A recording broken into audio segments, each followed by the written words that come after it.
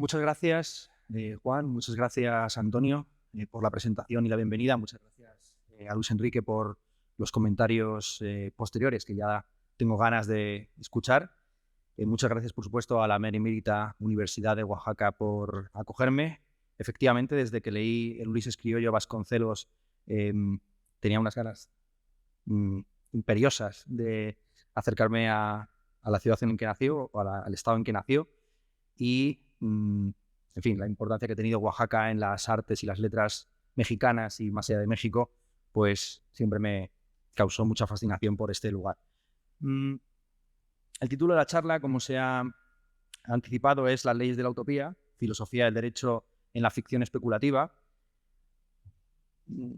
Pensaba combinar un poco la frescura de la improvisación con el rigor de la escritura. Entonces hay ciertas partes de la ponencia que traigo redactadas y hay otras en las que voy a divagar más libremente. Van ustedes a darse cuenta de las partes que tengo más sólidas y aquellas que tengo un poco más blandas, por así decir, y que me gustaría debatir con ustedes. El título de la charla es aparentemente muy directo y muy sencillo. Se entienden todas las palabras: leyes, utopía, filosofía, derecho. Aparentemente solamente las dos últimas son las problemáticas, las extrañas. ¿Qué es eso de la ficción especulativa? En crítica literaria es un término paraguas que se utiliza para referirse conjuntamente a la ciencia ficción, a la literatura fantástica, a la literatura de terror, y ya puestos a meter cosas en un saco, en un cajón desastre, también el realismo mágico. ¿Y qué tienen en común estos estilos, estas corrientes literarias? Se preguntarán muchos de ustedes. ¿Qué tienen en común Harry Potter y Pedro Páramo? Según los acuñadores de la expresión, ambas obras, Harry Potter y Pedro Páramo, comparten su carácter especulativo. Y aquí es donde la policía del pensamiento, ya que estamos en una facultad principalmente especializada en derecho, la policía del pensamiento dice alto y pone una multa por exceso de velocidad intelectual a los críticos literarios, pues la palabra especulación es una palabra muy ambigua, digamos que va filosóficamente demasiado rápido. Hágame caso, pues yo hice mi tesis doctoral, como ha comentado Antonio, sobre el giro realista de la filosofía en el siglo XXI, una corriente filosófica que en el mundo anglosajón se hace llamar speculative realism, realismo especulativo, pero que a mí me resultaba tan cuestionable por ese adjetivo, especulativo, que lo rebauticé con otro adjetivo todavía más confuso, más desusado: realismo postcontinental. Y este rebautizo me ha provocado algún que otro malentendido erótico con los alumnos, que en clase levantan la mano y preguntan: profe, ¿qué es eso del realismo poscoital? Enséñenos más de lo poscoital, profe. Bueno, volviendo a la palabra especulación, yo juraría que tiene tres sentidos al menos. Algo puede ser especulativo en el sentido óptico de espejear, de reflejar los rayos del sol. Algo puede ser especulativo en el sentido económico de comprar, vender y lucrarse con bienes raíces. Y algo puede ser especulativo en el sentido hipotético metafísico de reflexionar o plantear alternativas a una realidad dada. Tenemos, por lo tanto, tres sentidos radicalmente distintos: un sentido óptico, un sentido económico y un sentido filosófico, metafísico.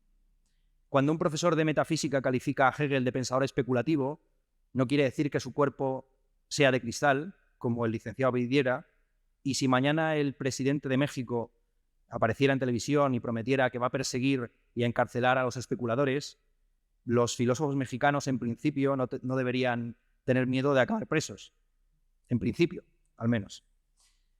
Una vez establecida esta triple distinción entre el sentido económico, el sentido óptico y el sentido propiamente filosófico de la palabra especulativo, volvamos a los críticos literarios, a quienes hemos detenido por exceso de velocidad intelectual, y ofrezcámosles cancelar su multa filosófica, su multa intelectual, a cambio de que nos aclaren cuál de estos tres sentidos es el que utilizan cuando hablan de literatura especulativa.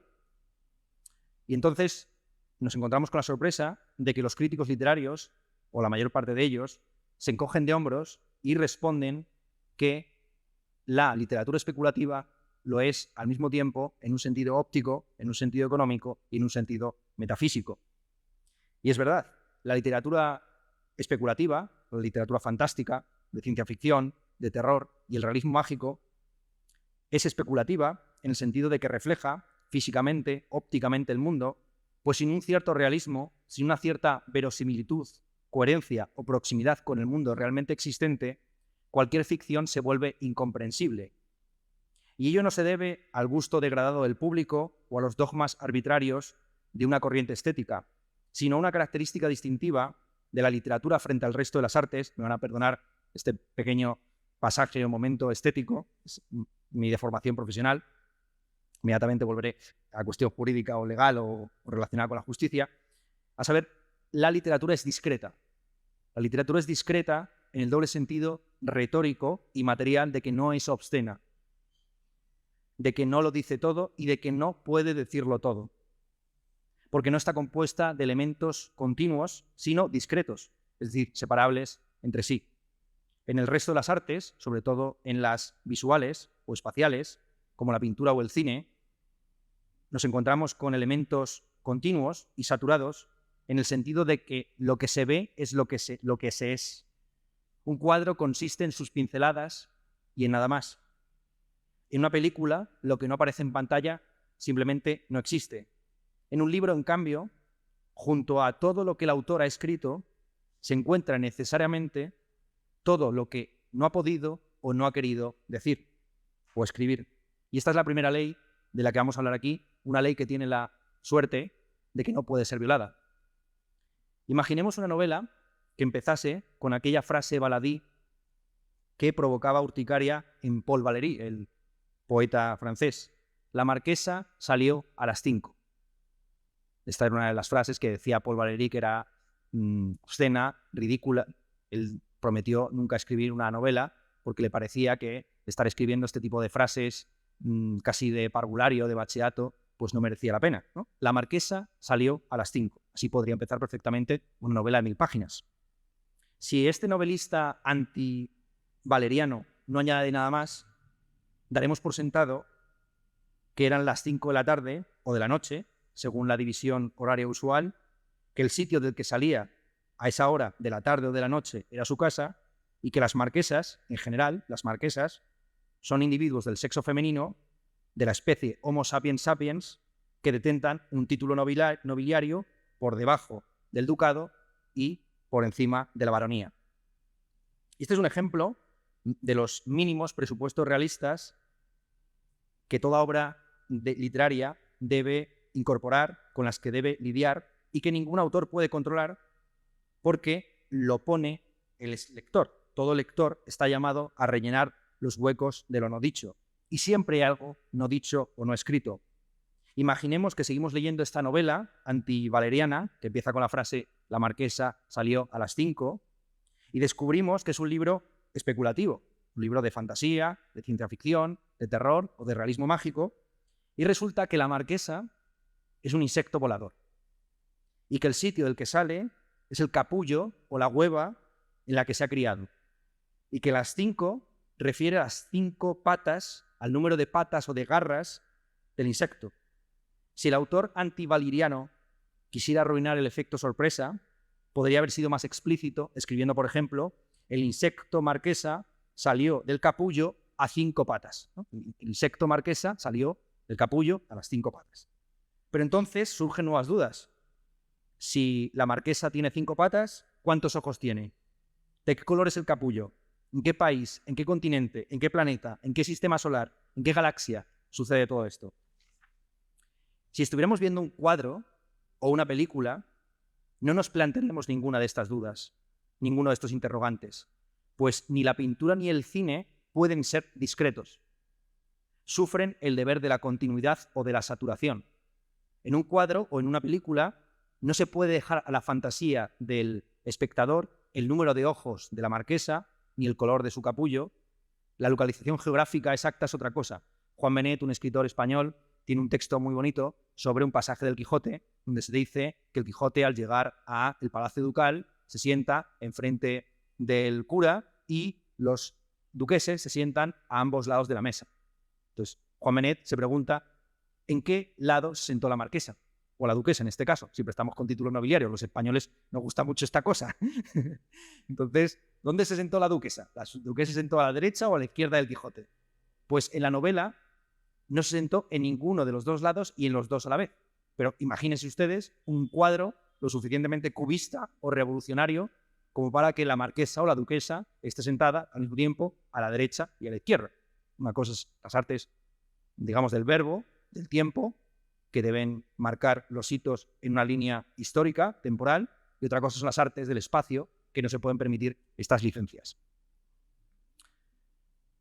Estamos leyendo esta novela antivaliriana, y podríamos pensar, en fin, que el autor podría alargar aún más la frase y aclarar la localización geográfica, el número de ojos, el color del capullo, pero no importa cuánto se alargue la frase, siempre habrá algo no escrito, algo que tiene que ver probablemente con los llamados usos y costumbres en el derecho, ¿no? La ley, por mucho que quiera anticiparse a todos los casos, estoy aquí improvisando, como ustedes están viendo, igual que en la literatura, al basarse en palabras, no se puede escribir todo, la ley no puede tampoco anticipar todos los casos puntuales de los usos y costumbres de un pueblo. Entonces, junto a todo lo que entendemos como el derecho, hay el campo de la moral o de la ética, que tiene que ver con las costumbres, con los usos nunca previstos del todo por la ley. Siempre se ha dicho que hay diversas concepciones de la libertad. Algunas concepciones de la libertad entienden que la libertad empieza allí donde cae la ley, mientras que otras, no tan libertarias, individualistas, entienden que no hay libertad sino bajo la ley, que allí donde no hay libertad lo que impera es la ley del más fuerte, que es la ausencia precisamente de leyes, ¿no? Allí donde hay ley hay por lo menos igualdad ante ella.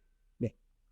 Entonces, no importa, por buscar un punto de conexión entre la estética y la ética, no importa cuánto se alargue una frase, no importa cuánto se alargue una constitución o un cuerpo jurídico, siempre habrá algo no escrito, algo al margen del texto, algo al margen de la historia que se está narrando. Y esto tanto en términos políticos como en términos literarios. Algo que debe ser rellenado por la interpretación lectora. Antonio, mientras paseamos por el centro de la ciudad, me ha planteado unas preguntas demasiado elevadas para la condición intelectual y mental en la que me encuentro yo ahora mismo, con un jet lag galopante, habiendo dormido unas 2 horas en los últimos 2 días.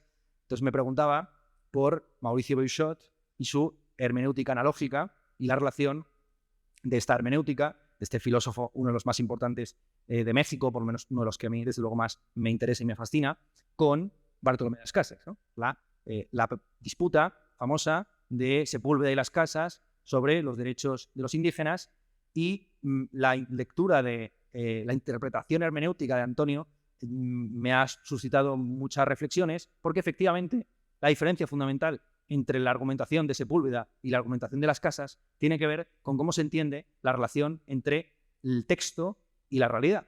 La visión de Sepúlveda es una visión racionalista, es una visión aristotélica, es una visión logicista o filosófica, donde se entiende que se puede argumentar abstractamente sobre lo que es un ser humano y sobre lo que significa la condición de esclavitud, servidumbre o libertad en general, y el derecho de conquista o de dominio sobre los otros, de la argumentación de Aristóteles y de, posteriormente, Sepúlveda, es muy sencilla. Hay seres humanos que por su condición, o bien natural o bien adventicia, están en una condición de servidumbre.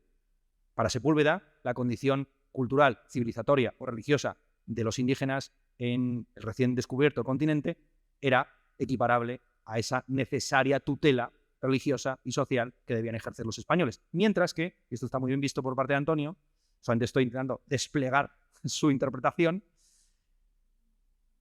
Las Casas argumenta desde el punto de vista hermenéutico, por tanto antitridentino, eso es como yo querría verlo, por tanto proto-protestante. Hay que recordar la importancia que la famosa relación de la instrucción de las Indias es sobre todo impresa y publicada en los Países Bajos, una edición bellísima con ilustraciones, uno de los primeros usos a mansalva de la imprenta con fines publicitarios o propagandísticos. Y efectivamente en Las Casas lo que hay es un intento de traducción, aunque todo traductore, traditore, ¿no? Todo traductor es un traidor, ¿no? Un intento de traducción de un cuerpo de textos o de tradiciones o de usos y costumbres a otro cuerpo de tradiciones y usos y costumbres. Y por ese motivo, en un momento dado, Bartolomé de las Casas llega a decir que el sacrificio ritual mexica es equiparable a la hostia consagrada. Entonces, el consumo simbólico, metafísico del cuerpo de Cristo no es muy distinto de las guerras floridas o del sacrificio ritual al al dios Tlaloc o Huitzilopochtli o a quien sea, ¿no? Bien, entonces cerramos. Cerramos esta improvisación y volvemos al texto. Volvamos al texto, que es lo fundamental. Entonces, como vemos, toda literatura, tanto la artística como la jurídica, es un espejo deformante de la realidad, pero lo que se refleja especularmente en ella es ante todo el lector. Ese lector puede ser desde un magistrado hasta un simplemente esteta o persona que quiere entretenerse con un libro. Por eso, efectivamente, como tú muy bien has planteado, Antonio, la hermenéutica debe recuperar su vínculo con el derecho y entender que, junto con la clarificación y la comprensión lectora, está en la cuestión de la aplicación de lo leído y de lo comprendido. Bien, entonces, el policía filosófico queda conforme. Los críticos literarios que han sido multados por exceso de velocidad intelectual han demostrado efectivamente que la literatura especulativa espejea en el primer sentido, en el sentido óptico de la palabra. Pero ¿qué pasa con los otros dos sentidos? Con el sentido económico y con el sentido hipotético-metafísico. Empezando por este segundo, por el hipotético-metafísico, parece evidente que una de las características propias de la literatura especulativa es la capacidad de reflexionar sobre la realidad dada y plantear mundos alternativos. Si algo diferencia a esta literatura, la de fantasía, ciencia ficción y terror, de la novela histórica o del drama realista usual, es que aparecen naves espaciales, magos, vampiros.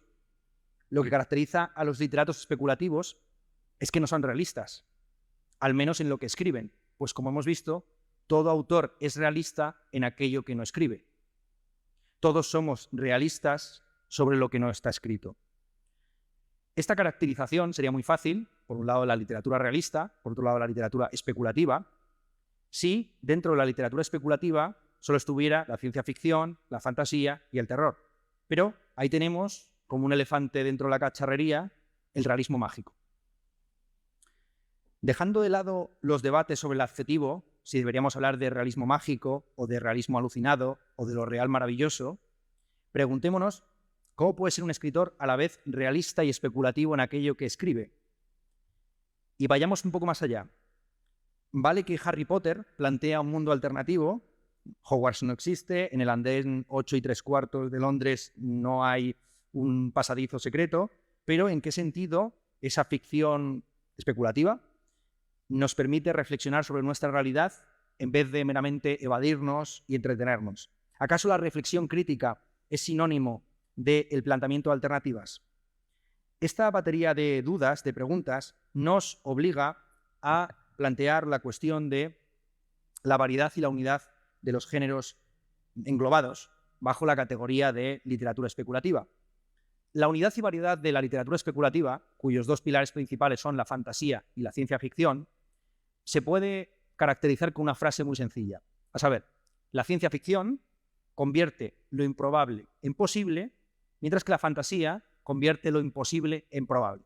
Ejemplo, la ciencia ficción hace que muchas cosas que a día de hoy nos parezcan inverosímiles, increíbles, pero no obstante factibles desde un punto de vista empírico, sucedan.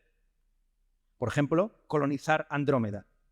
Sabemos, por el desarrollo de nuestra tecnología y por una serie de paradojas astronómicas y cosmogónicas, que aquí no vamos a entrar en ellas, que es bastante improbable que el ser humano vaya a colonizar, no digamos ya otras galaxias, sino otros planetas.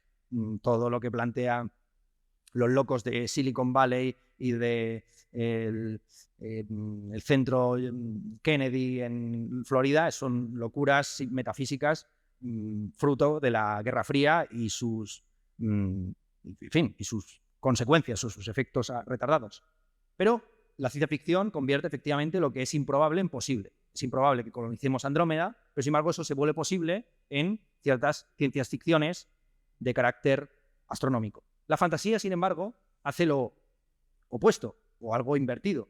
Hace que lo imposible sea probable. Es imposible, es físicamente imposible que un lagarto escupa fuego sin quemarse. No puede suceder. No, lo siento si les he roto un sueño de infancia. No puede ser. No lo vamos a conseguir. No vamos a por mucho que experimentemos, McDonald's no va a producir el dragón de Juego de Tronos, ¿no? Por muchas variaciones que se produzcan a la vaca, y los cerdos no van a volar y los lagartos no van a escupir fuego. Es imposible, es físicamente imposible, pero la fantasía lo vuelve probable. La pregunta que habría que plantearse ante esta definición tan fácil, que juega con los términos probable, posible, imposible, improbable, es quién determina lo que es probable y lo que es posible. ¿Cómo definimos la probabilidad o la posibilidad en el mundo? Y la respuesta, nuevamente, tiene que ver con las leyes, pero no con las leyes culturales, artificiales o sociales, sino con las leyes naturales. Una característica del pensamiento occidental desde los griegos en adelante es la concepción nomotética, esto es un palabra bastante complicado, nomotética del mundo. Para los griegos, el mundo está compuesto de nomos y de physis, la costumbre y la naturaleza.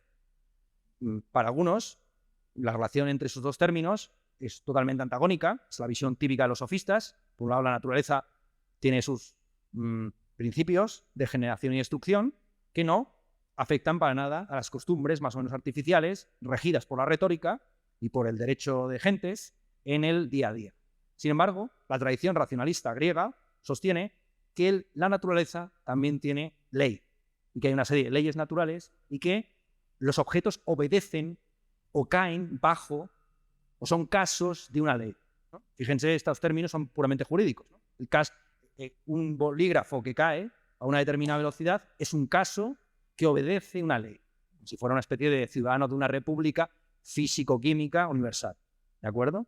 Entonces, claro, la idea de los griegos es muy fácil y muy sencilla y muy divertida. Hay unas leyes universales que podemos descubrir, que están ahí rigiendo el mundo. Hay un legislador, hay incluso un demiurgo que ha implementado esas leyes sobre la materia, y el mundo natural va obedeciendo puntualmente esas leyes, salvando ciertos híbridos, ciertas anomalías que rompen lo establecido.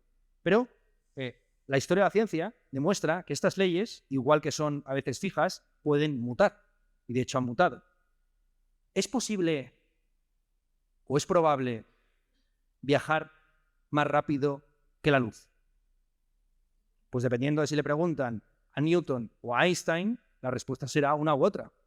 Entonces, lo que aquí quiero plantear es que las revoluciones científicas no son solamente revoluciones en nuestra forma de conocer el mundo, son revoluciones también en la constitución misma del mundo, porque la ciencia no es neutral, sino que la ciencia opera y transforma el mundo por la vía de la tecnología. Es más, la ciencia es al mismo tiempo hija de la técnica y madre de la tecnología. Entonces, el vínculo entre la fantasía y la ciencia ficción se ve mucho mejor cuando atendemos a una de las célebres leyes de Clarke, un autor de literatura especulativa, quien dijo que cualquier tecnología lo suficientemente avanzada es indistinguible de la magia. Si a sus tatarabuelos les hubieran presentado este objeto, hubieran pensado que es magia negra. Le hubieran hecho un proceso inquisitorial probablemente y lo hubieran quemado en la hoguera, ¿no? Esto es magia negra, poder llamar a otro continente, verte con una persona que está en Europa, descargarte pornografía. Bueno, ya no digamos eso afortunadamente no lo tenían en el siglo XIX o en el XVIII, ¿no? O para bien o para mal. Entonces, esta es la cuestión que yo quiero aquí plantearles y que va a volver cuando hable del realismo mágico. Quédense con esta frase: cualquier tecnología lo bastante avanzada es indistinguible de la magia. Es decir, todas las transformaciones científicas son al mismo tiempo transformaciones del mundo por la vía de la implementación tecnológica. Vamos. Entonces, pero volvamos a la fantasía y la ciencia ficción, ¿no? Fantasía es un término griego que se suele traducir por imaginación, de donde provienen expresiones en castellano como fantasma. Entonces, para la tradición filosófica y literaria occidental, desde Platón hasta Fernando Raval, imaginar es recordar fantásticamente o fantasmáticamente. La imaginación toma fragmentos de la memoria y los reconfigura mezclando tiempos y espacios. La literatura fantástica, por lo tanto, es un género que fabula sobre un pasado mitológico que medio se recuerda, medio se imagina. El libro de fantasía canónico del siglo XX, El Señor de los Anillos, básicamente trata sobre una Tierra Media que nos recuerda bastante fantasmáticamente a la Edad Media. La ciencia ficción, por el contrario, nos enfrenta a escenarios de desarrollo científico tan avanzados que resultan ficticios o falsos para nuestro presente. Y esta es una bonita ilustración de cómo el cuestionamiento de la ciencia es fruto del desarrollo científico. Cuanto más científica es la realidad que nos rodea, más falsa, más ficticia nos parece. Más nos refugiamos en mitos reconfortantes a fuer de simplificadores. Este autocuestionamiento de la ciencia, en la ciencia ficción, ha sido estudiado bastante brillantemente por el filósofo francés, que también abordé en mi tesis doctoral, Quentin Meillassoux. Quentin Meillassoux es uno de estos autores que mis alumnos creen que está ocupado del poscoito y lo poscoital, ¿no? Pues no. Meillassoux, uno de estos realistas postcontinentales que no poscoitales, tiene un ensayo en el que distingue entre la ciencia ficción, donde el progreso científico, insisto, ha alcanzado cotas increíbles, mágicas para nosotros, frente a lo que él llama ficciones extracientíficas, donde la falta de credibilidad de la ciencia ha corroído su propia esencia. La posibilidad de conocer la realidad en estas ficciones extracientíficas queda puesta entre paréntesis por cambios arbitrarios e imprevisibles en las leyes naturales. En uno de los relatos que Meillassoux menciona como ficción extracientífica, la electricidad desaparece de pronto, sin ninguna previsión, nadie sabe cómo recuperarla. En una ficción extracientífica, la Tierra puede rotar un día en dirección contraria y el Sol salir por el oeste, sin que haya ninguna ley para esos cambios imprevisibles.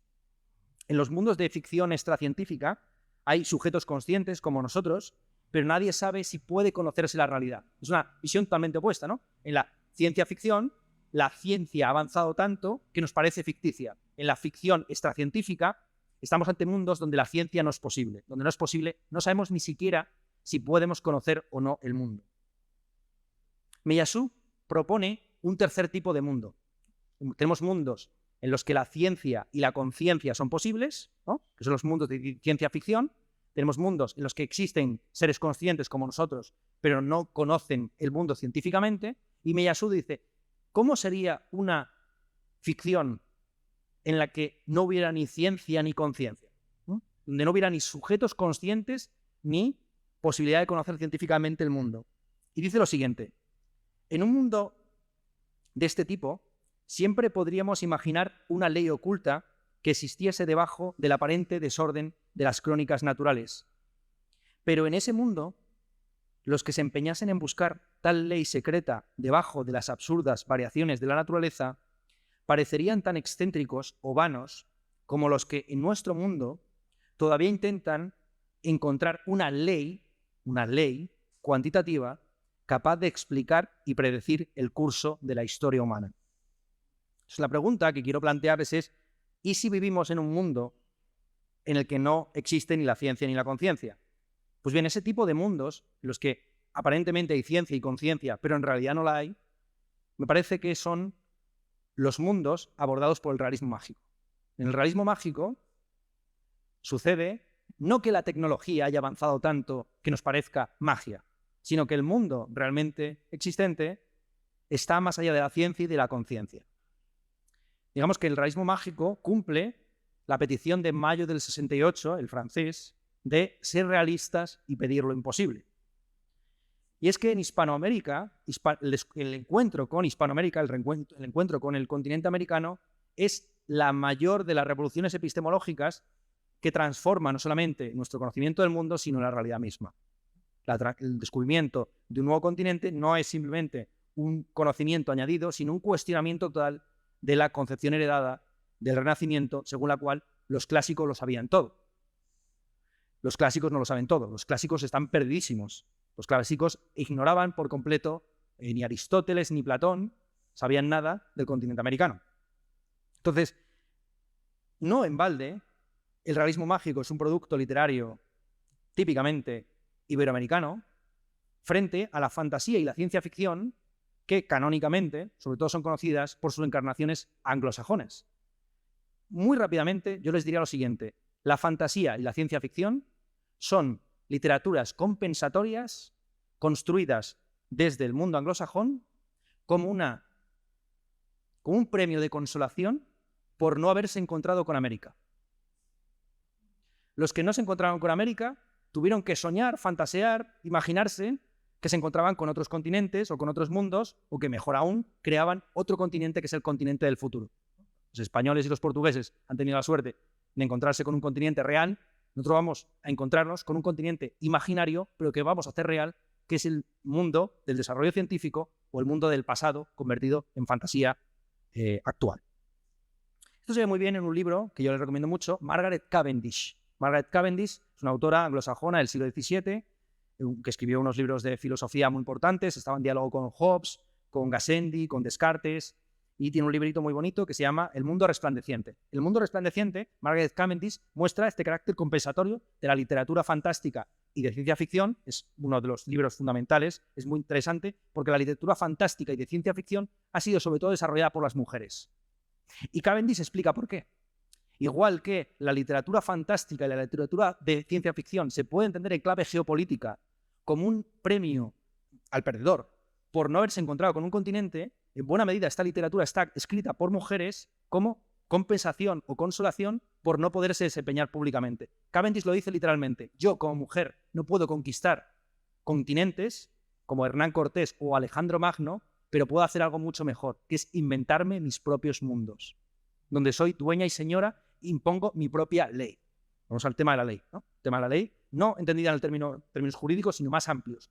La creadora de mundos de ciencia ficción o la creadora de monstruos, como será la autora del Frankenstein, no solamente crea literalmente una obra, sino que crea toda una cosmovisión, crea toda una realidad paralela. ¿Bien? Y entonces hablemos de la utopía. La utopía es un tipo de literatura especulativa muy peculiar, porque al mismo tiempo que reconoce su carácter especulativo, es decir, que trata sobre mundos que no existen, utopía significa... Tomás Moro explicó en el prólogo a su utopía, de manera célebre, que esa U inicial se ponía a entender como dos tipos de prefijo en griego, eutopía o outopía. Eutopía es el buen lugar, utopía es el no lugar. La paradoja, evidentemente, es que el mejor de los mundos posibles es un mundo no existente.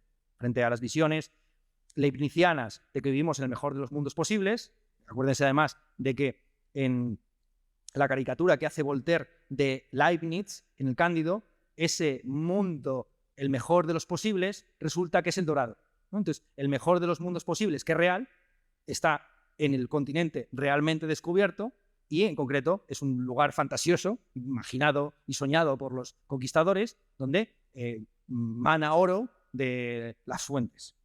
¿Bien? Entonces, no voy a repetirles porque ustedes lo conocen muchísimo, como todas las utopías modernas, desde Tomás Moro, Campanella, Andrea y los sucesivos, hasta la Revolución Científica, son utopías situadas justamente en América, vinculadas con el mito del buen salvaje, en fin, la ideología de la Edad de Oro, el descubrimiento de un estado natural no caído, etcétera, etcétera, etcétera. A partir de la Revolución Científica, la utopía deja de ser una utopía esencial, que se plantea las cuestiones de cómo debe ser el mundo y cómo plantear sociedades alternativas, para convertirse en un ideal técnico. Por eso les he traído el libro más interesante, si ustedes están interesados en las utopías, al menos las construidas en Occidente. El libro clásico es este, de Lewis Mumford, Historia de las Utopías. Es un libro escrito en el año 22 por este crítico de la tecnología y del Estado moderno, Lewis Mumford, que aborda, pues desde Platón hasta finales del siglo XIX,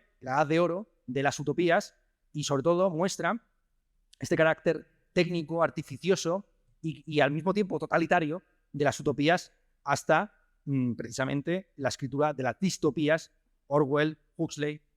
Lo interesante es que desde nuestro punto de vista individualista o vinculado a los derechos humanos, las utopías clásicas son distopías. Lo que planteaba Platón como el mejor de los mundos posibles, lo que planteaba Campanella, Tomás Moro y todos los autores hasta finales del siglo XIX como el mejor de los mundos posibles, para nosotros es un horror.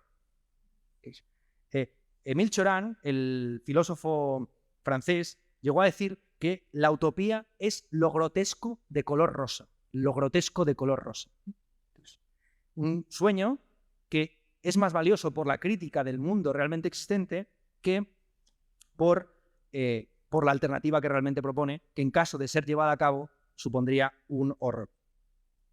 Esta ficción especulativo-práctica de la utopía se reconoce a sí misma como no real, pero racional. Aquí conviene recordar la famosa inversión que hizo Engels del lema hegeliano: todo lo real es racional. Engels, en un texto tardío titulado Karl Marx y el fin de la filosofía clásica alemana, plantea que ese lema se puede invertir temporalmente. En Hegel es muy habitual la inversión de los términos y que haya transformaciones en la permutación de las relaciones de identidad. Cuando Hegel dice que algo es igual a algo, no establece una relación de identidad simple, sino una relación de identidad compleja que se despliega en el tiempo. Entonces, si todo lo real es racional, lo cual significa, básicamente, que todo lo que existe está bajo una ley, todo lo que existe se puede explicar, aunque sea como la búsqueda del mal menor, no existe el mal a sabiendas, no existe el mal puro, el mal es simplemente la ausencia del bien, es una visión clásica que está en Platón, está en la tradición clásica, el mal es fruto del pecado original, que a su vez es fruto simplemente de un error. Nadie hace el mal a sabiendas, todo el mundo actúa conforme un bien real o previsible, un bien propio, social, externo o interno. Bien, entonces Engels le da vuelta a este lema, que parece una justificación de todo lo existente, y dice: si todo lo real es racional, todo lo racional será real. Será real. La tesis hegeliana proyectada hacia el futuro sostiene que aquellos proyectos que a día de hoy nos parecen irrealizables, pero no obstante son racionales porque plantean una mejor distribución de los bienes o un concepto de justicia mucho más equitativo, la tenemos aquí a la señora, ¿no? La tenemos aquí a la señora vedada y vendada, un poquito con la balanza un poco desequilibrada, hay que decirlo, no está muy fina la señora hoy, con la espada afilada, eso es importantísimo. Pues todo lo racional será real. Todo lo racional será real, es el sueño utópico, efectivamente, de que aquello que a día de hoy nos parece el buen lugar que no existe, se realice. Y aquí es importante tener en cuenta la distinción de Gustavo Bueno entre la utopía y el pensamiento Alicia, ¿no? La utopía, como estamos viendo, es lo grotesco en rosa, es decir, aquello que vale más por la crítica al mundo tal y como existe. Precisamente la utopía, por su inviabilidad, demuestra cuáles son los errores sistémicos de nuestra sociedad que de no cambiarse nos llevan al desastre, pero junto con la utopía hay un tipo de producto especulativo que se confunde a veces con el pensamiento utópico, que es lo que llama Gustavo Bueno el pensamiento Alicia. El pensamiento Alicia, en referencia a las narraciones de Lewis Carroll, de Alicia en el espejo, Alicia en el mundo de las maravillas, es un tipo de literatura especulativa que lo que hace es identificar la utopía con el mundo realmente existente. Es decir, reconciliarnos, por así decir, transformar en trivial la afirmación hegeliana de que todo lo real es racional. El paradigma del pensamiento Alicia es la literatura de autoayuda. Es decir, aquella literatura que sostiene que no hay que transformar el mundo, que basta con cambiar nuestro punto de vista respecto al mundo para que las crisis se conviertan en oportunidades, la depresión en entusiasmo, el paro en emprendizaje. ¿Bien? La literatura de autoayuda básicamente es ese paradigma del pensamiento Alicia que cree que la utopía ya se ha realizado, que vivimos realmente en el mejor de los mundos posibles. Como dice Paulo Coelho, el mundo conspira secretamente en hacer tu sueño realidad. Esto es una tontería, ¿no? Pero es la base del pensamiento Alicia, en la que creen mucha gente, para los cuales toda utopía es siempre una utopía individual consistente en la transformación de su percepción de la realidad. Bien. Entonces, hablemos un poco de derecho, ¿no? Que estamos liándola muy parda, pero no estamos yendo a la cosa, ¿no? Entonces, ¿qué importancia tiene esto para juristas o para gente interesada en el derecho o la filosofía del derecho? La distancia que hay entre la realidad y la utopía es la misma distancia que en el fondo hay entre el derecho y la justicia. Es decir, la justicia, esta señora aquí tan simpática, la justicia, salvo así, en el cuerpo presente, pues es un ideal inalcanzable que en caso de realizarse probablemente nos parecería totalitario, inflexible, demasiado geométrico, implacable, por no permitir, por prever todos los casos y por convertirnos en súbditos obligados de un cuerpo jurídico total que lo ha previsto todo y que le ha dado a cada quien lo suyo. Todos nosotros queremos siempre más de lo que nos toca, ¿no? O sea, el principio de justicia distributiva es dar a cada quien lo suyo. Vale, la pregunta fundamental ahí es quiénes son los quiénes y qué son los suyos. O sea, quiénes son los sujetos de la distribución y qué son los bienes que van a ser objeto de distribución. Va a ser la igualdad material, va a ser el reconocimiento, va a ser el respeto, y los quiénes van a ser los seres humanos. Pero esos seres humanos, ¿cómo se van a definir? ¿Como miembros de la especie Homo sapiens sapiens o como los ciudadanos y súbditos de la República Francesa, ¿no? O sea, la Carta de Derechos Constitucionales va a ser para el hombre y el ciudadano, o va a ser también para la mujer y la ciudadana, o vamos a plantearlo más ampliamente y vamos a plantear incluso la posibilidad de que haya derechos animales más allá de nuestra especie. Les he traído, para que no quede esto muy abstracto, una utopía concreta, mi utopía preferida. Émile Cioran dice que hay 2 libros que son la reducción al absurdo de la literatura utópica. El primero de ellos son Los viajes de Gulliver, de Swift, y el segundo, Erewhon, de Samuel Butler.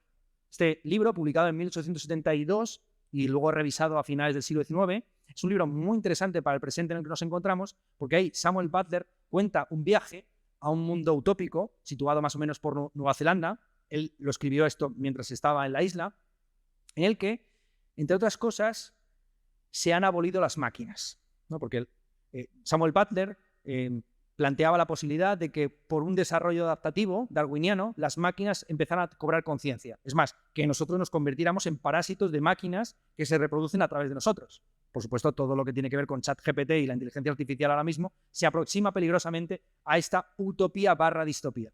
En este mundo, es un mundo en el que estar enfermo se considera un crimen. Y entonces la gente, cuando está enferma en su casa, sin embargo, mientras que las enfermedades físicas, es decir, el estado de insalubridad personal se considera un crimen, los robos o los hurtos son males que se disculpan apelando a la situación social o mental individual. Entonces dice Samuel Butler que en este mundo, Erewhon, que es básicamente la permutación del término nowhere, o sea, ningún lugar, en Erewhon, cuando alguien está indispuesto, le dice a su invitado que no puede asistir a una cena porque ha robado 2 o 3 calcetines en el mercado. Entonces todo el mundo está dispuesto a exponer públicamente sus pequeños hurtos, sus pequeñas malezas, incluso la enfermedad mental que justifica dichos hurtos, pero no la insalubridad física y corpórea. De nuevo, el vínculo, la capacidad de predicción de Samuel Butler respecto al mundo del fitness, de la ideología del cuerpo glorioso contemporáneo, y a su vez toda la revisión de la distopía de las máquinas conscientes, me parece muy interesante para la situación en la que nos encontramos. Entonces, cerramos con lo que podría ser efectivamente una utopía real. Un filósofo que a mí me gusta mucho es un miembro del grupo de Septiembre, a ver si me acuerdo ahora del nombre, porque esto es una de estas cosas que estoy improvisando. El grupo de Septiembre era un grupo de marxistas analíticos que se reunían cada septiembre a debatir, no sé si en Noruega o en Suecia, sobre un marxismo sin tonterías. Marxism without bullshit, ¿no? Marxismo sin dialéctica de clases, todo lo relacional, etc. Erik Olin Wright, ¿no? Todo termina llegando. Erik Olin Wright es este filósofo y sociólogo y politólogo que desde la editorial Verso, desde Gran Bretaña, planteó un proyecto que él llamaba el proyecto de las utopías reales. Y en ese proyecto de las utopías reales, pues él intentaba bajar a los presupuestos participativos y otra serie de medidas sociales que a su juicio podían servir como mecanismos de transición hacia un mundo mejor. El problema de nuestro contexto actual, para muchos, es que es más fácil concebir el fin del mundo que el fin del capitalismo. Esta es una famosa tesis de Jameson.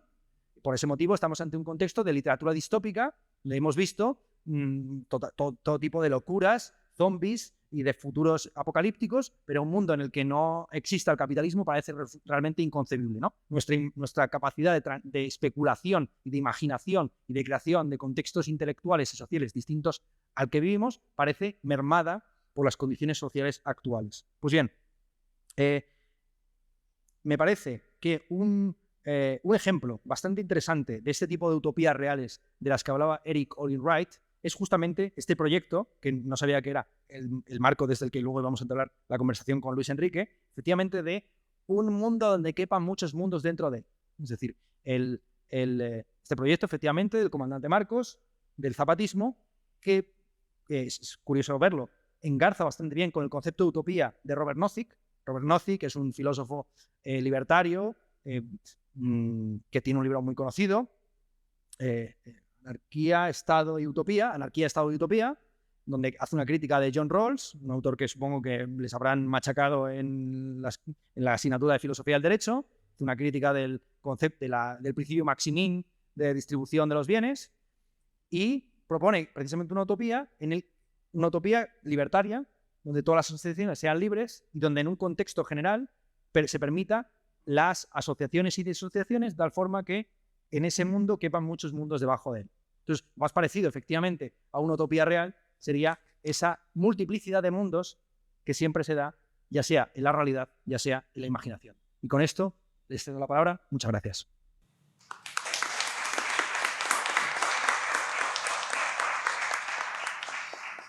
Sí, buenas tardes a todos y a todas.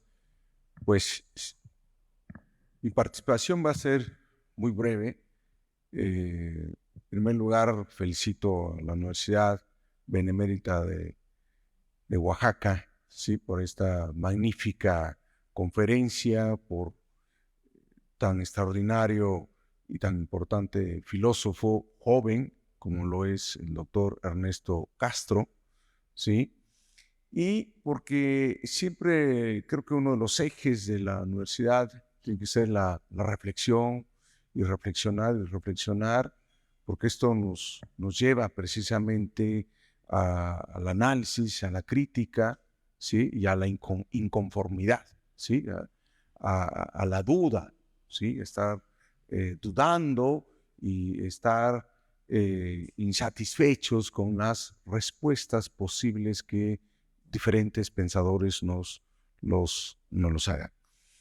Y bueno, eso es lo que nos ha también el doctor Ernesto Castro, ¿sí? Con su exposición, las leyes de la utopía, ¿sí? También el derecho, yo creo que tiene que ver mucho con la construcción de las utopías, ¿no? Sí, ya nos hablaba de Robert Nozick, John Rawls, por ejemplo. Por ahí recuerdo algún compañero que hizo su tesis de maestría sobre la última utopía, precisamente refiriéndose a John Rawls, su teoría de la justicia, ¿sí? Y todos los libros que se escribieron en torno a la discusión de John Rawls, ¿sí? Las esferas de la justicia, de Walzer, ¿sí? Y precisamente esta situación de que un mundo donde puedan caber todos los mundos, ¿no? La diversidad, ¿sí? Y bueno, también me venía a la mente un gran pensador mexicano, Leopoldo Sea, ¿sí? Cuando también reflexionando sobre el encuentro de los mundos, ¿sí? Y los europeos, los españoles, los ibéricos, ¿sí? Vienen a América, se encuentran este mundo. Bueno, pues aquí construyamos nuestra utopía, ¿no? Este fastidio también, ¿sí? O esta derrota, digámoslo así, ¿sí? Esta derrota o digámoslo así, derrumbamiento, fastidio sobre esta construcción que se había hecho hasta ese entonces de Europa, y hagamos acá un sueño posible, digamos, ¿no? En América, ¿sí? Pero también se encontró acá, pues una civilización con su ciencia, con su cosmovisión, ¿sí? Y el inicio también de una resistencia, ¿sí? Una resistencia que dura hoy en día y que tiene muchas ventanas, muchas puertas, muchas esferas, ¿sí? Este tipo de resistencias, no únicamente física, ¿sí? Sino también resistencias espirituales, ¿sí? Y bueno, hablar de las resistencias, pues qué mejor Oaxaca, ¿sí? Que creo que es el estado más pluricultural de América, ¿sí? De México, ¿sí? Y que se ha ido entrelazando y ha ido tejiendo un movimiento indígena, un movimiento que también ha traspasado las fronteras, ¿sí? Está inserto, creo yo así lo veo, en el movimiento indígena internacional, ¿sí? Para precisamente recuperar, ¿sí? La construcción de su utopía, ¿sí? Muy a propósito, ¿sí? Y bueno, yo creo que en las últimas décadas ha jugado también un papel que a nivel internacional, ¿sí? Se ha ido construyendo un marco normativo, ¿sí? Un marco normativo donde pues civiliza eso precisamente la construcción de un mundo, de un mundo posible donde quepamos todos, ¿sí? No un mundo hegemónico, ¿sí? No un mundo donde quepa un solo pensamiento, ¿sí? Porque también este egocentrismo, este erocentrismo, ¿sí? También creo que pues también está en crisis, ¿no? Sí, creo que también la corriente crítica ha hecho estos señalamientos.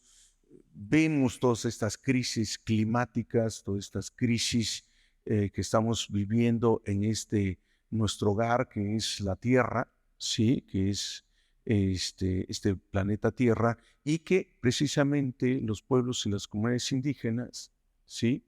Son, decía por ahí alguien que me llama mucho la atención esta expresión, son la reserva ideológica y es los que tenemos la esperanza en los pueblos y las comunidades indígenas y que puedan recuperar precisamente este pensamiento, podamos recuperar este mundo, nuestra relación con la naturaleza, ¿sí? Hace unos años, Ecuador, por ejemplo, ¿sí? Que para muchos juristas han dicho, Manuel Atienza, por ejemplo, ¿no? Ustedes han escuchado a Manuel Atienza, hizo que es un disparate lo que Ecuador ha hecho, ¿no? Otorgarle derechos a la tierra, ¿no? Sí, a la madre naturaleza, etcétera, ¿no? Bueno, pues Oaxaca lo acabó de reconocer en su reforma a su constitución local, también otorgarle derechos a la tierra, ¿sí? A la naturaleza, aunque los políticos no entiendan mucho de esto, ¿sí? De que, bueno, ya le otorgamos el reconocimiento de los derechos o como sujeto de derecho a la tierra, a la naturaleza, y bueno, sin que se implementen políticas públicas, sin que se implementen las las reformas legales que se tengan que hacer, ¿no? Para cerrar, sí, yo creo que las utopías, el Estado de Derecho como una utopía, sí, pues como nos dice un pensador también latinoamericano, sí, nos enseñan a caminar, sí, porque conforme vamos también, sí, esta progresividad que también es una gran incógnita esto del progreso, ¿sí? Pues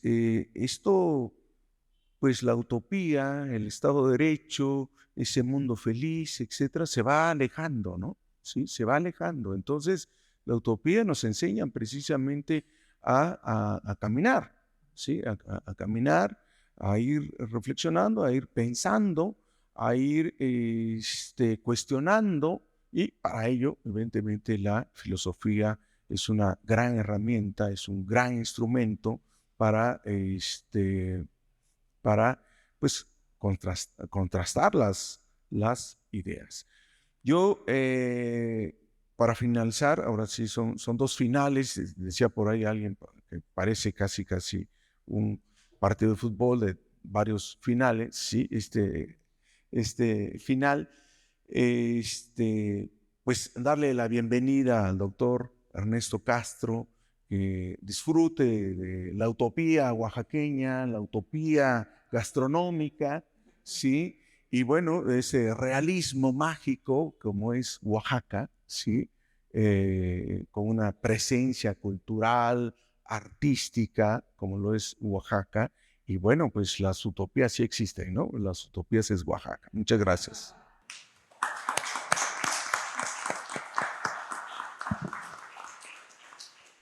Buenas tardes, doctor. Muchas gracias por visitarnos aquí en nuestra universidad y, por supuesto, al cuerpo que ya conocemos y que seguimos agradeciendo todo el interés y las ganas que le ponen a traer a ponentes de este nivel. Bueno, para avanzar con esto, tengo dos preguntas en relación a lo que acabamos de escuchar. En primer lugar, como estudiante de Derecho, estoy algo confuso en ciertos temas, sobre todo lo que tiene que ver con la justificación de lo que nos enseña.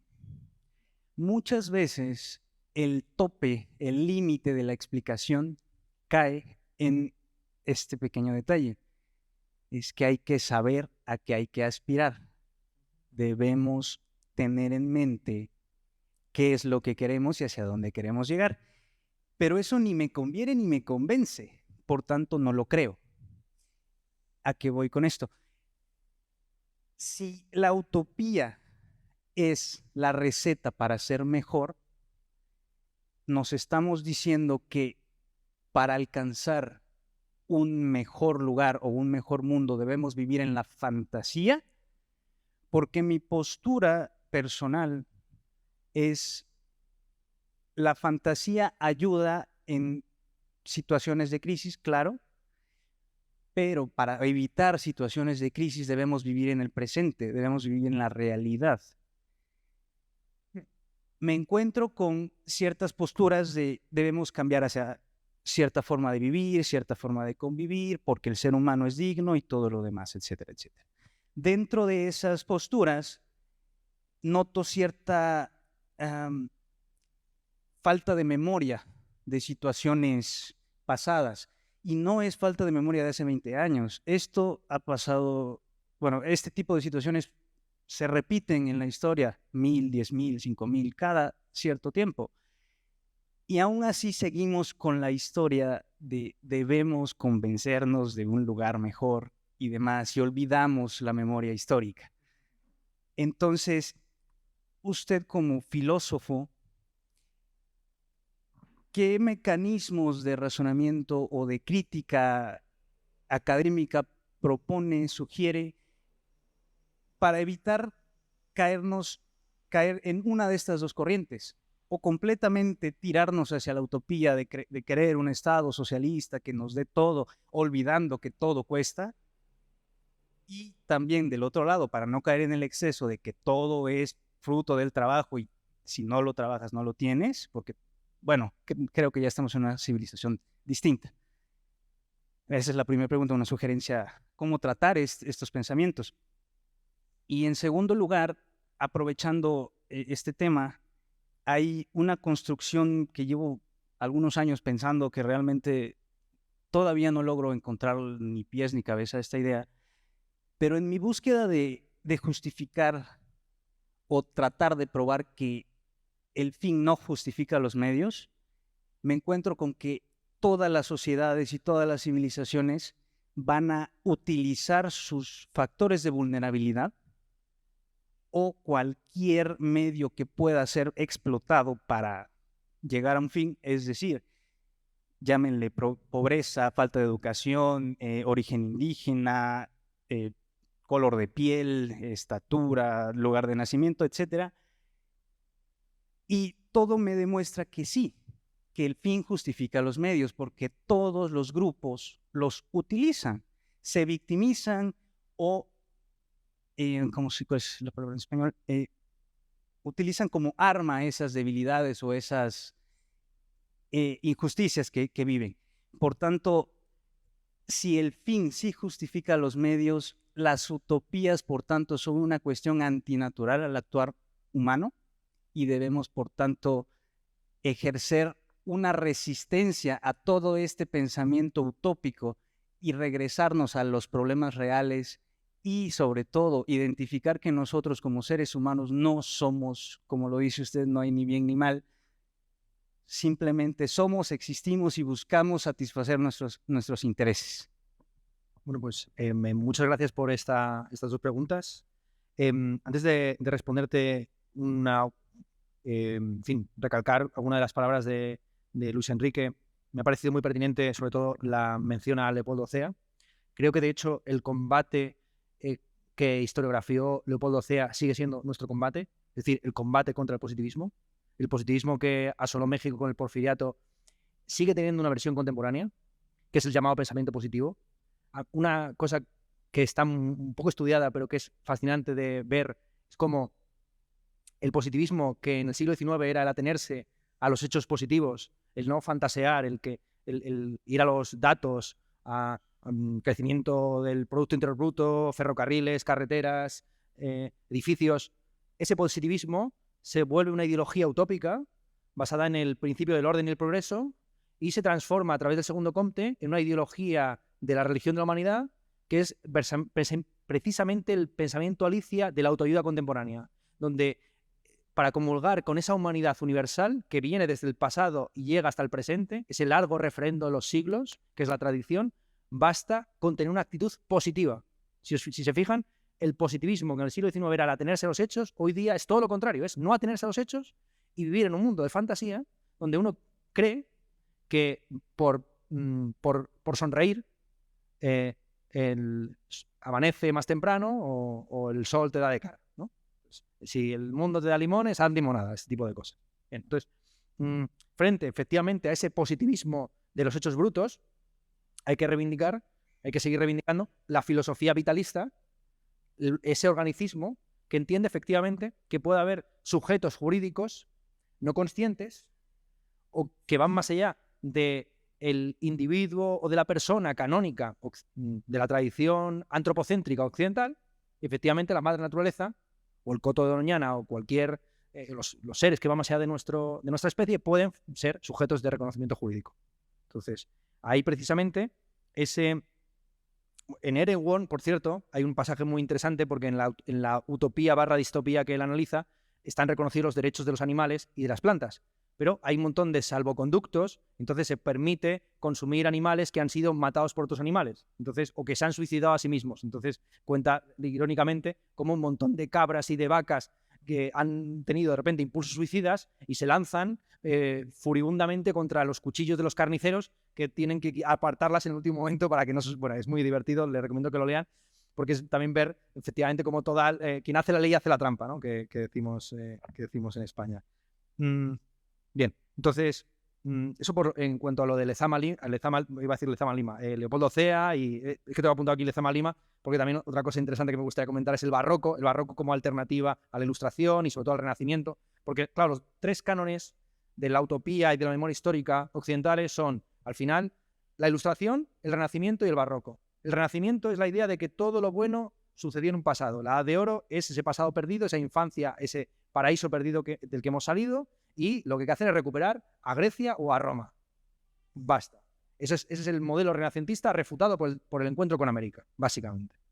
Que abre otra visión del mundo, barroca, policéntrica, donde hay una belleza en lo imperfecto. El pensador barroco por excelencia es Kepler, quien descubre que las órbitas de los planetas no se ajustan a nuestro concepto de perfección y que no son círculos, sino que son elipses. Entonces que hay una belleza de lo imperfecto que no debe ser modificada por el raciocinio, que no hay que buscar ajustes para que terminen siendo circulares, sino que hay que aceptar las formas y las realidades tal y como se nos presentan. Entonces, esta idea del barroco, de darse cuenta que en el mundo hay muchos mundos, que realmente no hay vacío, que los continentes no están vacíos como se pensaba en la ideología, en fin, de la New Frontier y del discurso de Tocqueville, ¿no? De que América está vacía para que allí se realice la utopía. Es el proyecto estadounidense y argentino, ¿no? Estados Unidos quiere llegar hasta el Pacífico, Argentina quiere llegar hasta el Polo Sur, ¿no? Entonces, son dos construcciones nacionales que se basan en el exterminio sistemático de los indígenas mediante la concepción de un continente vacío. Bien, para el barroco no hay vacío, hay un horror vacui porque todo está lleno. Dios habita en los detalles y los detalles están por todos lados. Entonces, esto es una cosa para mí fundamental. Y la Ilustración es lo contrario. La Ilustración, si el Renacimiento es la ideología del pasado como memoria histórica a ser recuperada, la Ilustración es la fantasía de un futuro siempre mejor. Entonces, evidentemente, lo que está en crisis es tanto el Renacimiento, la idea de que los clásicos nos van a salvar, como la Ilustración, como el continuo progreso hacia el futuro. Entonces, muy bien, vamos a intentar vivir en el presente, ¿no? El barroco es el intento de vivir en el presente, pero es muy complicado, porque dependiendo del concepto de presente que uno tenga, o el presente no existe, o estamos siempre en el presente. Para algunos filósofos, siempre estamos en el presente porque el pasado existe, el pasado existe bajo la representación de la memoria, y el futuro ya se presentifica en nuestras esperanzas, nuestras ilusiones. El futuro, por ejemplo, de la comida que vamos a comer ahora, solo es la ilusión de encontrarme con esa utopía gastronómica que ya he empezado a catar y que efectivamente a la que me estoy aficionando muchísimo. Entonces, yendo a lo que tú has comentado de cómo podemos vivir en el presente, sin estar continuamente extendidos en el recuerdo de lo que pasó y en la esperanza de un futuro o igual o distinto, me parece muy interesante subrayar cómo en el siglo XXI, una vez desacreditada la mayor parte de las utopías y de las llamadas metanarrativas, su autodestrucción científica, porque es la ciencia, esto es muy interesante, la época posmoderna no es la época en la que la ciencia es desbancada, es al contrario. Si uno lee el famoso texto de Lyotard sobre la condición posmoderna, descubre que Lyotard entiende que la época posmoderna es la época en la que el razonamiento científico triunfa tan absolutamente que destruye el otro tipo de razonamiento típico, que es el razonamiento histórico. El razonamiento histórico es la justificación del presente por lo que sucedió en el pasado. Entonces, o por lo que sucederá en el futuro. Entonces, la ciencia tradicionalmente se justifica porque nos ampliará nuestro conocimiento o nos liberará de las cadenas del fanatismo, de la religión, de lo que sea. Hay un momento en que la ciencia se vuelve tan absoluta que cuestiona y destruye la memoria histórica y la posibilidad de construir una narración. Lo que tenemos en el presente, vuelvo al mismo, es un contexto tan científico que nos parece ficticio, porque la ciencia ya no se justifica por ningún tipo de relato. La ciencia se justifica por su pura existencia. Todos los analistas que han hablado de la inteligencia artificial hablan de futuros distópicos, pero al mismo tiempo dicen, la tecnología proveerá. La tecnología se ha convertido en un nuevo Dios providente que se justifica simplemente por el hecho performativo de que crea realidad. Ya está.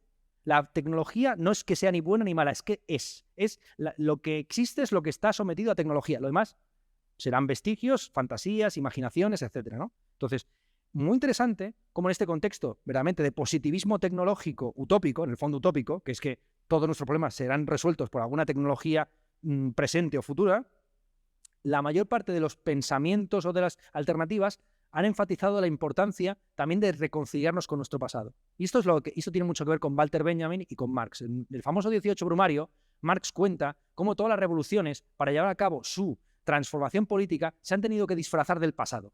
Y así, en la Revolución Francesa, los jacobinos y los girondinos se vestían de romanos. Entonces, él cuenta, y a su vez, en la Revolución del 48, los comunards se vestían de revolucionarios franceses. Entonces Marx dice en ese famoso pasaje inicial, del famoso primero como tragedia y después como farsa, que la revolución del futuro dejará que los muertos se entierren a sí mismos y que no se justificará por la redención de un pasado o por la realización de esperanzas del pasado, sino por un porvenir realmente reconciliado y bueno. Bien, a lo que asistimos a partir de la segunda mitad del siglo XX es a la utopía de la memoria histórica. Es decir, de que desde el presente podamos reconciliarnos o redimirnos de lo que pasó hace 500 o 300, porque eso que pasó hace 500 y 300 años no ha dejado de pasar. Entonces, en España hay mucho debate. Claro, al fin y al cabo, una de las medidas más polémicas de nuestro actual presidente consistió en desenterrar y volver a enterrar a un dictador que murió en la cama hace 40 años, Víctor Franco. Entonces, muchos de los debates actuales tienen que ver con esto. Y siempre se dice, bueno, dejemos de vivir en el pasado, pero el pasado sigue pasando. Entonces, por ahí iría mi observación. No podemos vivir en el presente, es vivir siempre extendido entre un pasado que no deja de pasar y un futuro que nunca termina de llegar, como esa utopía gastronómica que por ahora no está en mi boca. Pero bueno, espero que dentro de poco sí. ¿Alguna otra? ¿Da tiempo a otra intervención o estamos ya sobre la hora? Vale, venga. Hola, pues escuchaba hablar acerca de la distancia entre justicia y derecho y me hacía pensar por alguna razón en la deontología y la ética consecuencialista. Pensar si de algún modo se podría, como especulabas, ¿no?, que esa justicia era totalitaria o podía pensarse de algún modo como totalitaria. Haciendo un paralelismo, también la ética deontológica podría considerarse totalitaria en el sentido de que sería inalcanzable porque supone sobreponerse a muchas cosas, incluso a uno mismo, ¿no? Porque en alguna ocasión te escuchaba en alguno de tus videos hablar acerca de esta distinción entre ética deontológica y consecuencialista. Y tomabas partido, me parece recordar, por la deontología, ya que la ética consecuencialista suponía algunas contradicciones, si es que recuerdo bien. Entonces, sí me interesa genuinamente el poder saber a qué contradicciones se puede llegar, digamos, a través del ejercicio de esa ética consecuencialista, del fin justifica los medios, ¿no? Y por otra parte, recordaba, ahora que mencionabas lo de la discreción de la literatura, un fragmento de un texto de Susan Sontag acerca de ante el dolor de los demás y cómo hablaba de una fotografía, pues lo mismo te puede dar, digamos, distintas interpretaciones y de algún modo, pues también puedes llenar ese espacio como en la literatura. Pues en el sentido de que, bueno, una fotografía de personas destazadas en la Guerra Civil Española, pues lo mismo le podía servir a los del bando republicano como a los del bando, pues, monárquico, ¿no? En este caso. Entonces, pues ahí también me quedó como esa duda, ¿no? Si solamente la literatura es discreta por quien la escribe, por quien la interpreta, o si también otras artes pueden ser discretas desde el punto de vista del enfoque del artista y de quien interpreta, ¿no? Esas sean dos preguntas.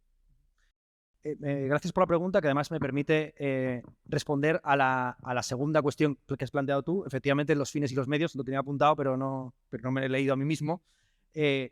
Claro, la distinción tradicional entre deontología y consecuencialismo tiene que ver con la justificación del acto, de la conducta. Los actos morales se justifican por sus principios o por sus consecuencias, por sus efectos. Es decir, por lo que está antes o después. Y el consecuencialismo justifica la acción por sus resultados. La deontología lo justifica por los principios. ¿Bien? Es decir, en la deontología, si uno actúa conforme a unos principios rectos, justos y válidos, si las consecuencias son negativas o nefastas, eso no afecta ni vulnera los principios. Hay una célebre disputa entre Kant y Benjamin Constant, ya estoy mezclando todos los nombres, Walter Benjamin Constant, el contrarrevolucionario francés, sobre si es lícito mentir. Entonces Kant, que es el paradigma de la deontología pura, sostiene que hay que decir la verdad porque la práctica cotidiana de la comunicación con los demás se basa en la presunción de veracidad. Y cualquier mentira destruiría la posibilidad de esa comunicación. Entonces Kant justifica decir la verdad incluso a un gángster o a un mafioso que estuviera persiguiendo a un mejor amigo y que tú te preguntara por su localización. Tendrías que decir la verdad, tendrías que mentir, aunque la consecuencia sea tan nefasta como la ejecución de un inocente. En la deontología justifica los males futuros por los principios establecidos como sanos y verdaderos en el pasado. El consecuencialismo hace lo inverso. Al consecuencialismo tan solo le importa la utilidad agregada final. La ideología, digamos, del positivismo, justamente. El consecuencialismo es perfectamente... no cree en los derechos. Me estoy mezclando todos los nombres. Jeremy Bentham, perdón, es el jet lag que está ya haciendo la fusión de todas las lenguas. Estamos entrando en el Pentecostés. Entonces, Jeremy Bentham dijo aquella sentencia célebre de que los derechos naturales son estupideces sobre zancos. Para el utilitarista no existen los derechos, que son principios universalmente reconocidos de acción o de valoración. No, entonces se puede condenar injustamente a un inocente para satisfacer a una masa enfervorecida. Entonces Bentham estaría perfectamente de acuerdo con la cultura de cancelación y con los ofendiditos y con todo lo que tiene que ver con la nueva postcensura, por ejemplo, ¿no? Entonces, entre medias, en ambos casos se justifican los medios por el fin. Pero en un lado se entiende el fin como aquello que viene después y en otra ocasión se entiende el fin como el objetivo. El consecuencialista entiende que ese fin está en el futuro, el deontólogo en el pasado. Pero en ambos casos lo que se pierde es el presente. Y el presente es la preocupación por los medios. Más interesante que el debate maquiavélico sobre si el fin justifica los medios, ¿qué va a justificar los medios? ¿Sí, no? O sea, si no es el fin lo que justifica los medios, ¿qué va a justificar los medios? Lo interesante es que los medios se ponen siempre en lugar del fin. No importa lo puros o lo eficaces que sean esos medios, esto está estudiado por la Escuela de Frankfurt, hay una continua subversión de los medios por los fines. El fin último de la utopía comunista es abolir el Estado. Pero si el medio para abolir el Estado es la conquista del Estado y la creación de una burocracia y de una dictadura del proletariado que persigue a los enemigos de la clase trabajadora, la consecuencia va a ser un Estado totalitario. los medios se ponen continuamente en el lugar del fin. Por eso, por supuesto que el fin justifica los medios, pero justifica determinados medios que estén de acuerdo, que sean coherentes y conscientes y racionales para el fin que se busca. No se puede abusar de las contradicciones dialécticas de la realidad para llevar a cabo un objetivo con los medios opuestos a ese fin. Entonces, frente a la deontología que justifica los medios por los principios morales, y el consecuencialismo que lo justifica por los fines de los efectos, a mí me interesan los medios. Me interesa, por eso para mí, la escuela mía ética del sistema filosófico que estoy construyendo es más bien la ética de las virtudes. La virtud tiene que ver con esos medios, con esas disposiciones anímicas, con esas costumbres, con esos usos a largo plazo, individuales y también colectivos, la justicia, la templanza, la moderación, la prudencia, gracias, muchas gracias, que incluso la fe, la esperanza y la caridad, tanto las virtudes teologales como las virtudes cardinales, efectivamente, que a largo plazo que tienen que ver con los medios, que tienen que ver con cómo uno actúa en el presente. Entonces, por ahí iría mi observación, respondiendo a las dos preguntas a la vez. Ahora sí, ¿no? Ahora ya sí.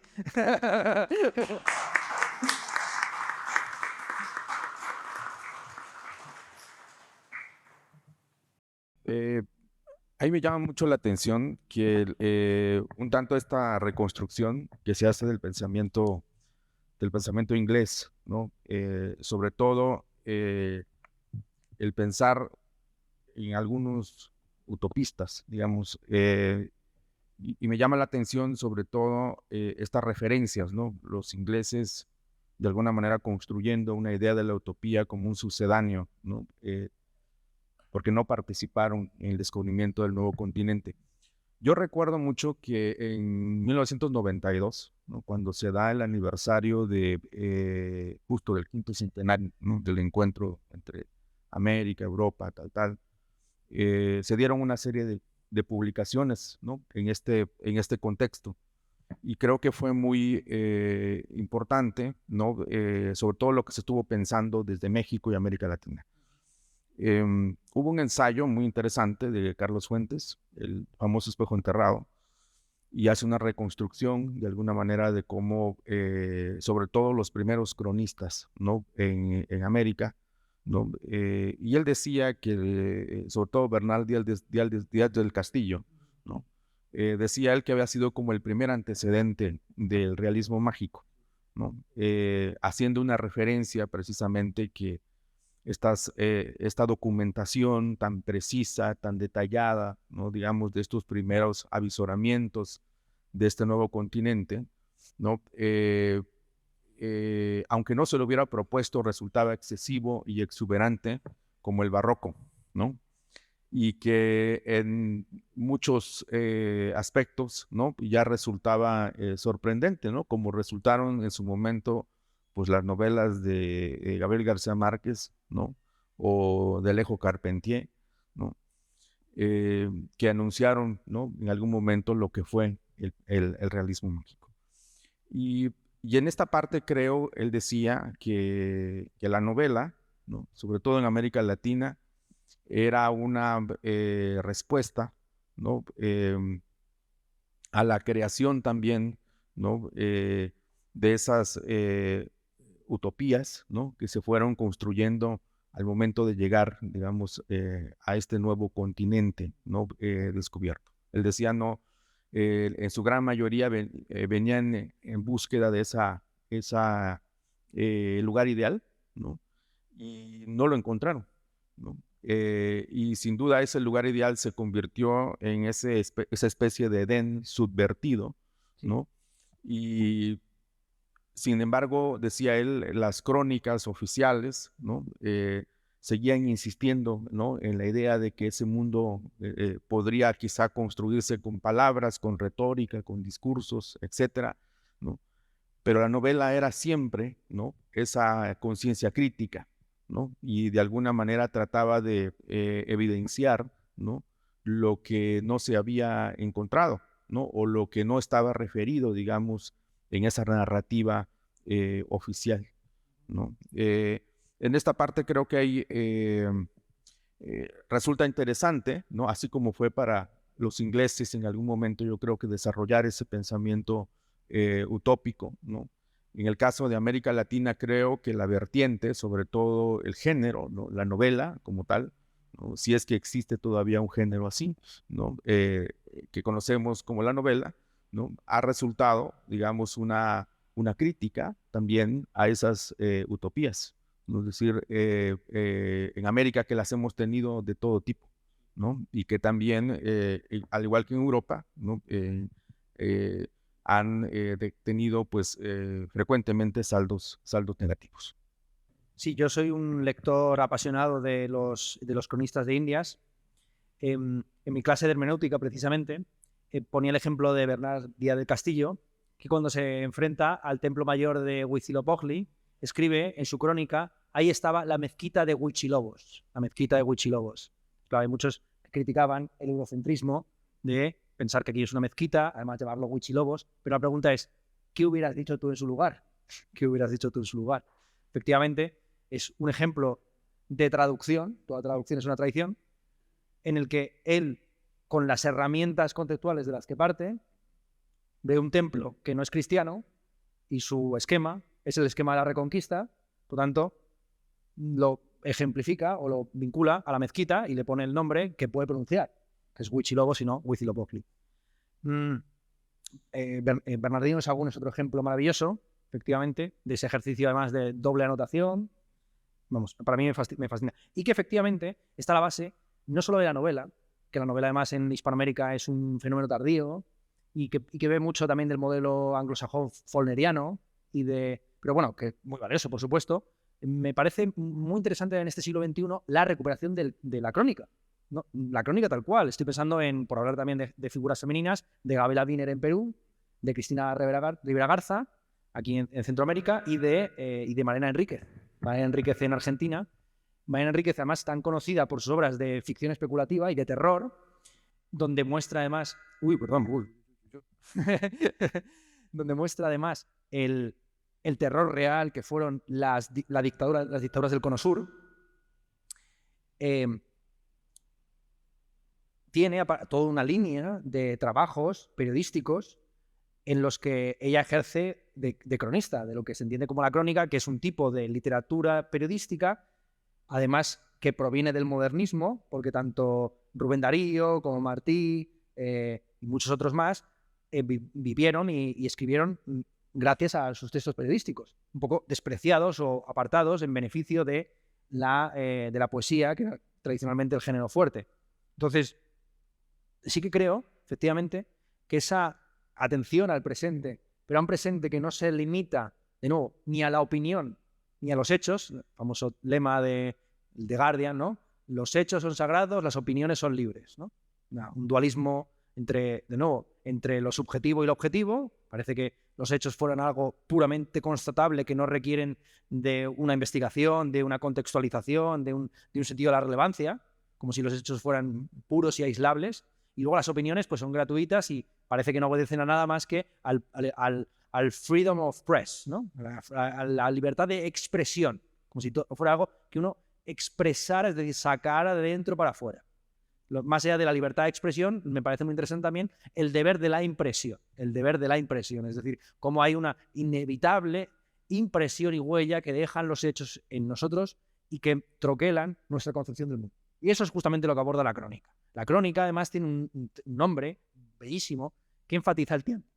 La crónica es un relato desde el presente que tiene en cuenta el paso de Cronos, ¿no? El que devora inevitablemente a sus hijos.